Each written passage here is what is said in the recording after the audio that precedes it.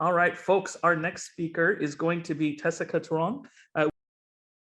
She's an award-winning climate change, housing, and community engagement specialist, also focused on anti-oppressive dialogue and facilitation. Tesicca was an environmental science honor student, mirroring in environmental education. Her passions lie in the intersection of sustainability, youth, and social justice. She was named one of the Starfish's Canada's top 25 environmentalists under 25 and awarded the 2015 Greenest City Leadership Award with the City of Vancouver. Tesicca, thank you so much for joining us. We look forward to hearing from you. Absolutely. Thanks so much, Yusuf, for one, the invitation to be here, and two, I'm so pleased to be following Manvi and also Chick. Just such incredible knowledge and wisdom. So I just want to hold my hands up and thank both of you for everything that you shared already. I think I'm just going to be building on the wisdom that's been shared here tonight already from these two speakers and also from the previous speakers earlier at this event. I do want to start just by acknowledging first that I am speaking to all of you today on the unceded territories of the Lekwungen speaking people, so the Songhees and the Esquimalt, and also the WSÁNEĆ just north of here as well. So I just want to start with that. And really, I will be connecting a lot of what I'm sharing to decolonizing our practices around self-care and mental health and well-being as well. Because I think, as both Shuk and Manvi have already articulated, is that so much of the rest that we need and the stress that we deal with on our daily basis is connected to these systems of oppression, right? Is connected to our positionality, is connected to the places that we work and the way that people perceive us in our day-to-day. But before I begin, I want to actually start by maybe modeling a little bit of that. I know many of you might have already had a really long day and you're joining us for another 3 hours and just really offering some gratitude for that. But I wanted to create some space for all of you to really just check in to yourself, to what you need after this event is wrapped up as well. You know, maybe it is that bubble bath as Sonia and Yusuf have mentioned, and that Manvi so kindly shared or offered up as a way to take care of ourselves, right? Maybe for some of you, it's to go outside and to go for a walk or to go for a run or to catch the sunset before it goes. You know, maybe some of you have been sitting in staring at a screen all day, or maybe some of you have been working all day on your feet and you need to like just collapse onto the couch and maybe order in or whatever it is, or maybe someone in your family can support but just really checking in on like, what are the things that have been bothering you, that have been kind of maybe that you've been compartmentalizing as well, and that you might have been bringing to this event and worried about, and trying to find a way to just for this moment, let go of that and to center your own joy and what you need. And so often with self-care and with community care, I don't like just talking about self-care, is that we just need to create this space, right? Because we each know what we need to take care of ourselves and often what we need to take care of each other. The challenge is carving out that space and making it a priority to take care of yourself and to take care of the ones around you when you can.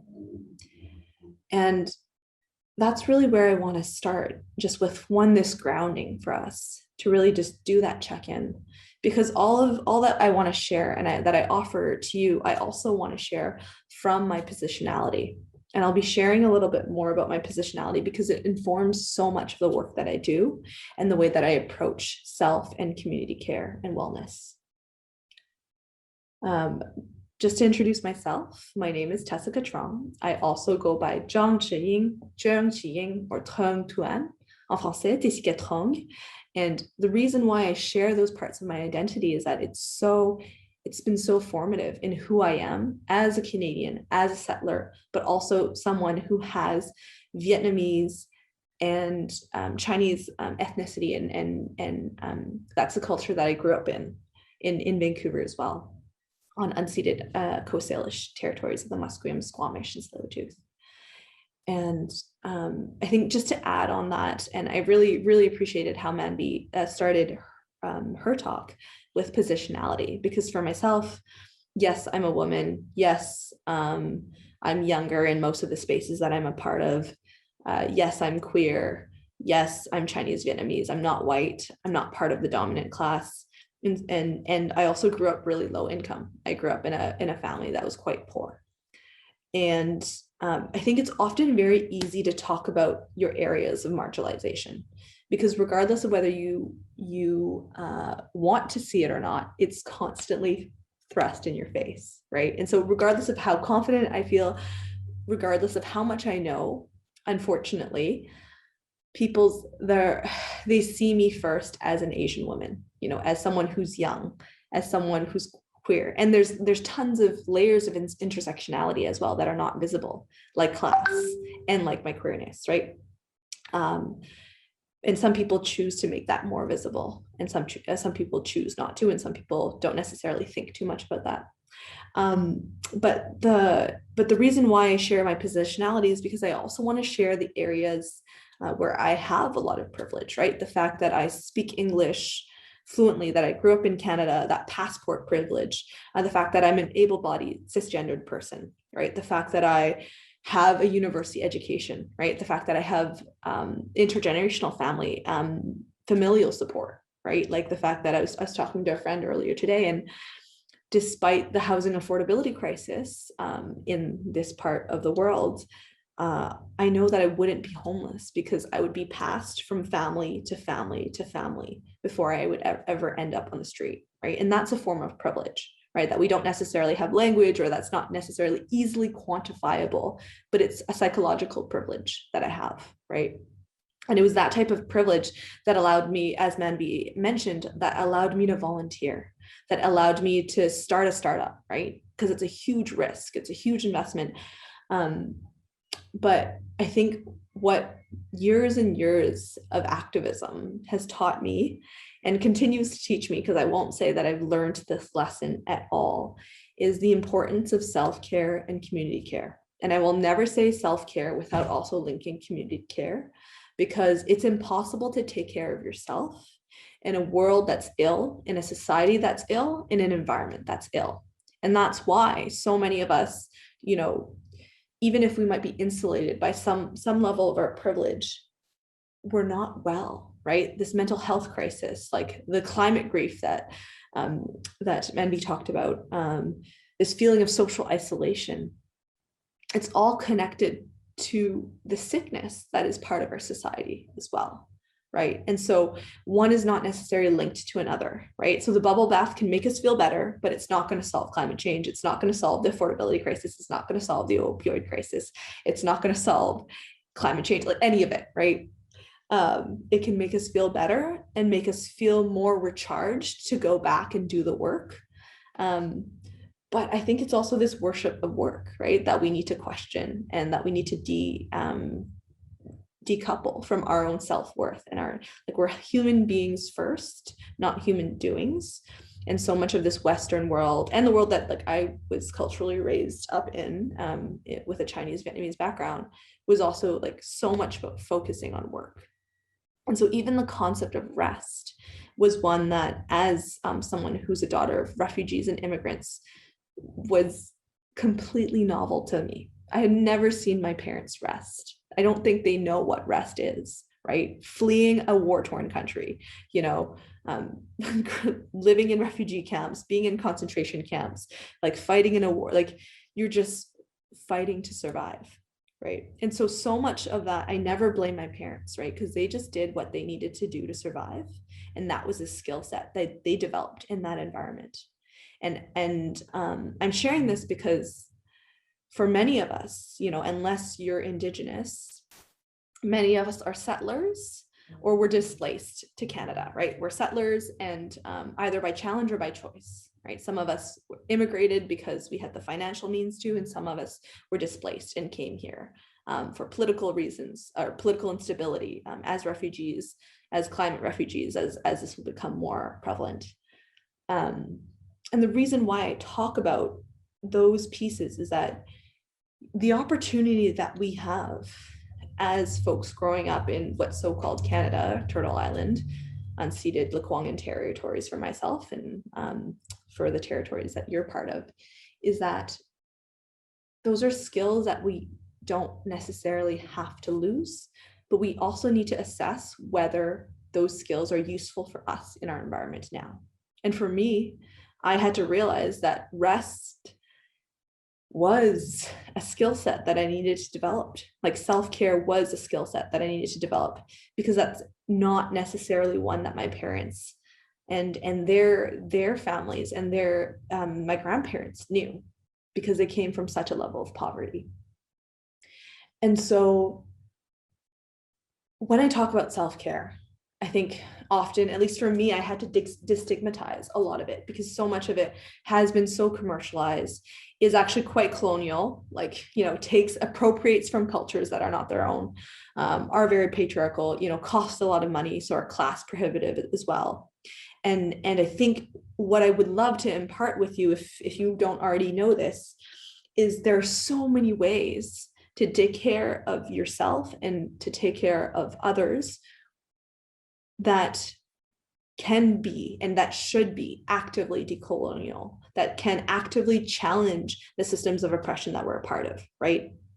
That so that as we're trying to find rest and as we're trying to find recharge and to build back our stores, that we're not, depleting the planet, that we're not appropriating from other cultures, right? Like I have a good friend who just, it grinds his gears so much, how commercialized yoga has become, right? And how white it has become, right? And how so much of his culture and his like religious beliefs have been appropriated and commercialized and made only accessible to those who are very wealthy, mostly white, very able-bodied, and so, and how do we bring it back, right? To yoga is about breath, and it's about self-awareness and about practice that doesn't necessarily like that. I think we've been taught, unfortunately, that we need access to money, that we need to look a certain way, that we need to have the right clothing to even access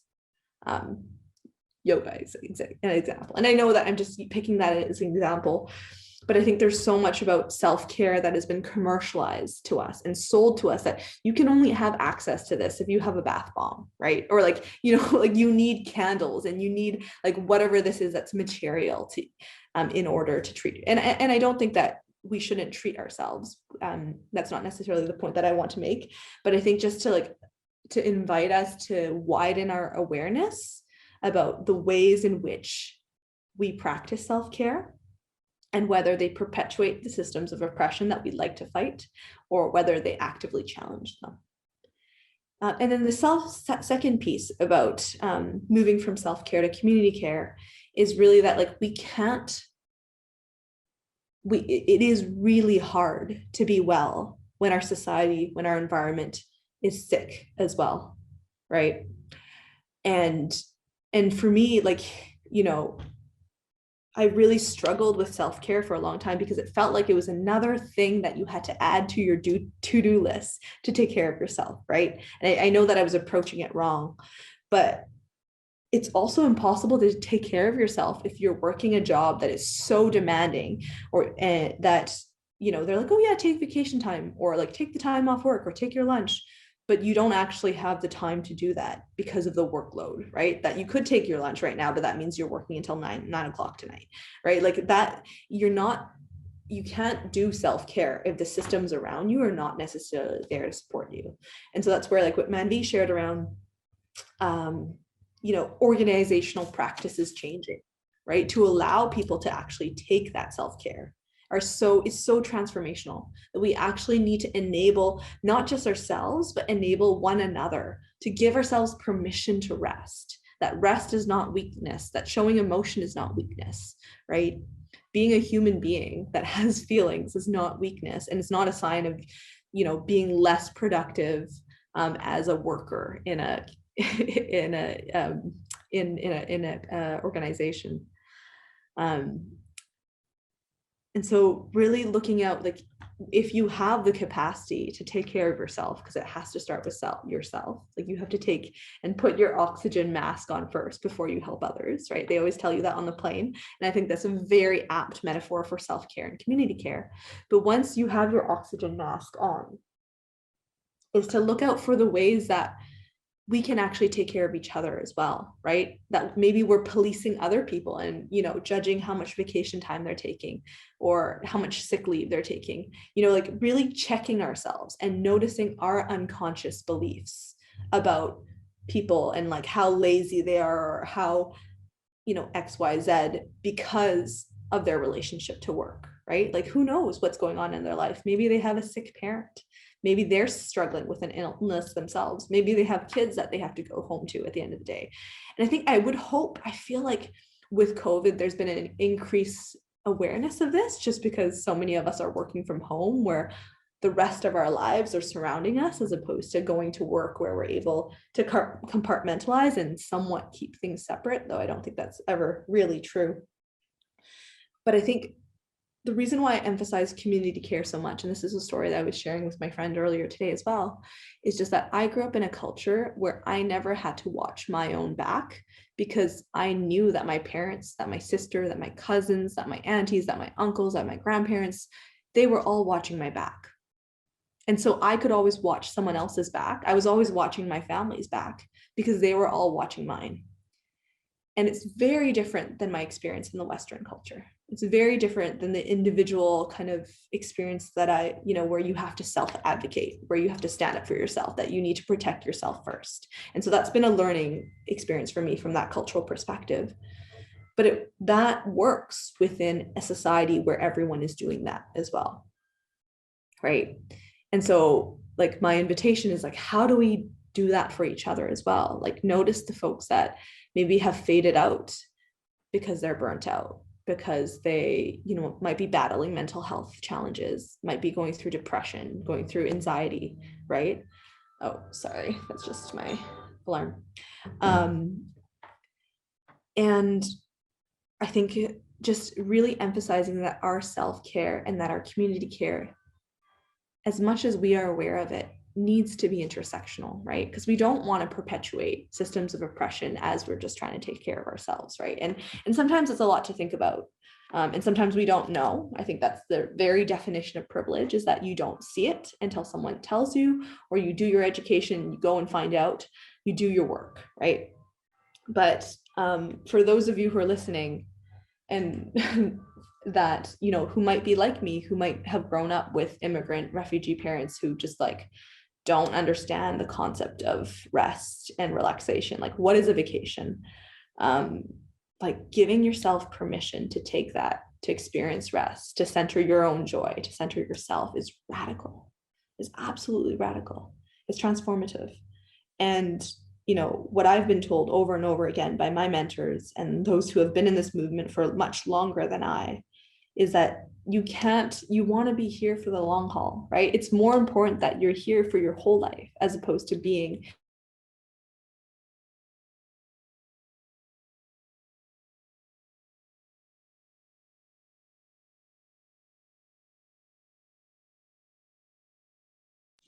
Tesicca, my apologies. The sound cut out on my end.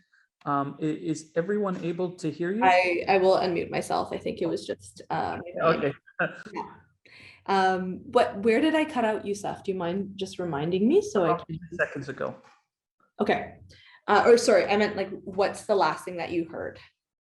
That you're talking about that the importance of community care has to be worked through not only by yourself, but also in a context of the intersectionality of your understanding and your background. You were talking about your parents and how that they weren't able to do so because of that, and that how we have to kind of look out for each other and support one another in that. Amazing. Thank you for that. And also I feel like you could do my talk here. That was so beautifully and succinctly shared back. And as much as possible, like the last offering that I want to share before I'll close off, because I'm noticing the time as well, is just, I think, challenging the notion of safe spaces, because I genuinely do not believe that safe places exist, because whenever you declare this to be a safe place, one, we need to ask ourselves, who is this space safe for?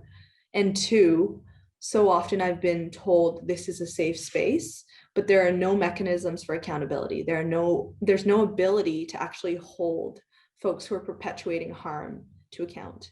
And so my invitation and my offering is to reframe our thoughts around that to brave spaces. You know, how do we have spaces where we're courageous to talk about the things that are hard, that we're honest to talk about the things that are hard, even though they're uncomfortable? Because nobody wants to talk about racism, or maybe not nobody, but few people like the awkwardness and the tension that comes with talking about racism, that comes with talking about like gender or class or ableism or transphobia or Islamophobia. But those are the conversations, those are very conversations that we need to be having. And for folks that are listening that do have a lot of privilege, my only ask, and it's a huge ask, but it's my only ask, is do the work.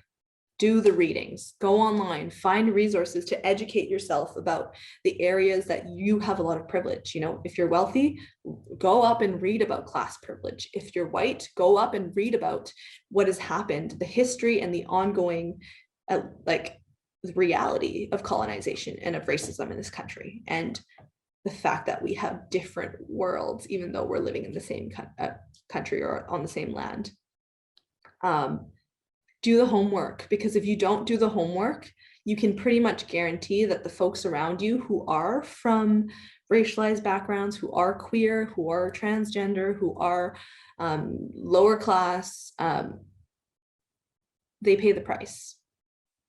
And you're impacting them through your words, through your ignorance, and your lack of ability to understand their lived reality.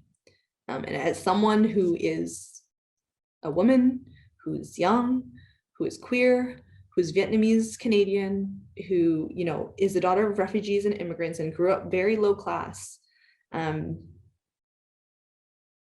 can tell you, I don't have a choice about whether I talk about racism or not. It's gonna happen to me. I don't have a choice about, you know, the sexism that I'm gonna experience in my life. It's gonna happen to me.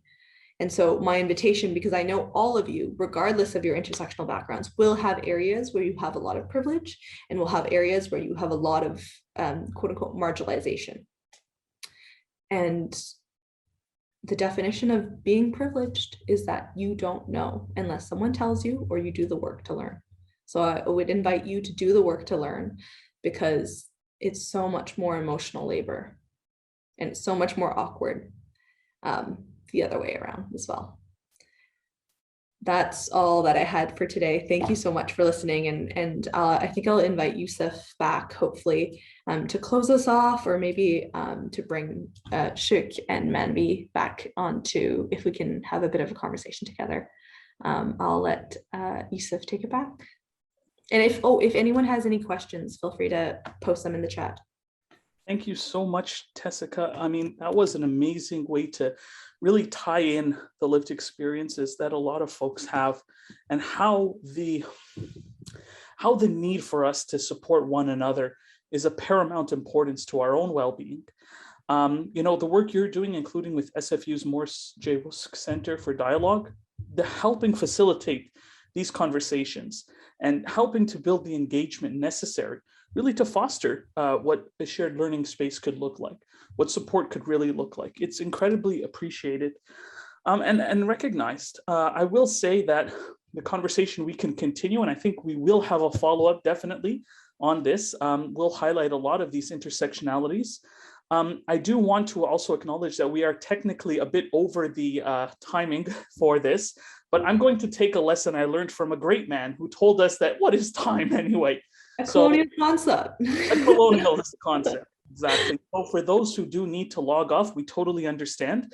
We do have a few more speakers, and I'd just like to acknowledge that and respect them and their contribution.